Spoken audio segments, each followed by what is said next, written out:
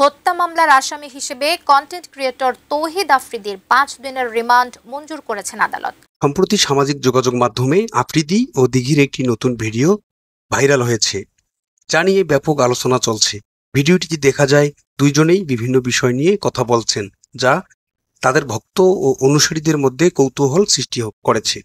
তোমার আব্বাকে বলো,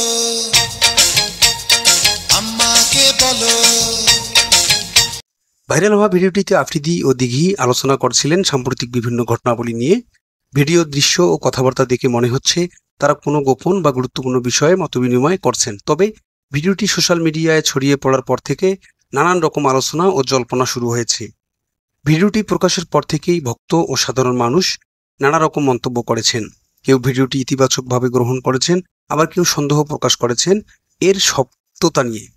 এছাড়াও বিভিন্ন সোশ্যাল মিডিয়া প্ল্যাটফর্মে ভিডিওটি শেয়ার করা হয়েছে ব্যাপক পরিমাণে। এই ভিডিওটি ভাইরাল হওয়ার পর থেকে আফ্রিদি ও দিঘির ভবিষ্যৎ কার্যক্রম এবং জনমত কেমন হবে তা নিয়ে প্রশ্ন উঠেছে। সামাজিক যোগাযোগ মাধ্যমে তাদের অনুসারীদের সংখ্যা বাড়তে পারে বা নাও বাড়তে পারে, তবে নিশ্চিতভাবে এই ভিডিও তাদের জনপ্রিয়তায় নতুন মাত্রা যোগ করেছে। সাম্প্রতিক সময়ে সামাজিক যোগাযোগ মাধ্যমে ভাইরাল হওয়া আফ্রিদি ও দিঘির ভিডিওটি জনজীবনে একটি নতুন আলোড়ন সৃষ্টি করেছে। সময় বলে দেবে এই ভিডিও কতটা প্রভাব ফেলতে পারে তাদের ব্যক্তিগত ও পেশাদার জীবনে। তোমার আব্বাকে বলো,